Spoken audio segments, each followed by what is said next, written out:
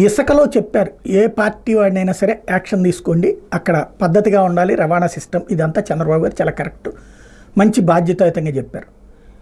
ఏకైక సమస్య శాంతి భద్రతలు. స్వయంగా చంద్రబాబు గారు చెప్పాల్సింది ఏంటి? ఎవడు తప్పు చేసినా సరే మా పార్టీ వాడైనా సరే జైల్లో పెట్టండి అని చెప్పాలి. ఇప్పుడు నిన్న సుబ్బారాయుడు ఇన్సిడెంట్లో జరిగిందేంటి? వైఎస్ఆర్ కాంగ్రెస్ పార్టీ వాడు, అదేదో లోకల్ గొడవ కాదు, అది ఖచ్చితంగా రాజకీయ హత్య.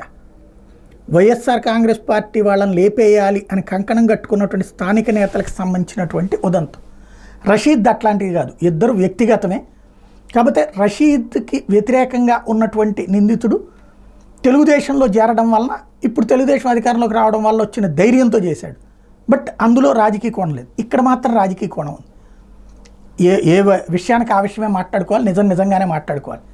ఇక్కడ పాయింట్ అల్లా ఏంటంటే అనేక చోట్ల దాడులు జరుగుతున్నాయి. మొన్న కృష్ణా జిల్లాలో ఇది జగ్గేపేట దగ్గర జరిగిన గొడవలు, లేకపోతే ఇంకో చోట బుల్డోజర్లతో పగలగొట్టాలు, లేకపోతే కనుక ప్రొక్లైనర్లతో కూలగొట్టడాలు, ఇట్లాంటి సంఘటనలు చోటు చేసుకుంటున్నప్పుడు సీరియస్గా స్పందించాలి కదా, ఆలోచించాలి కదా.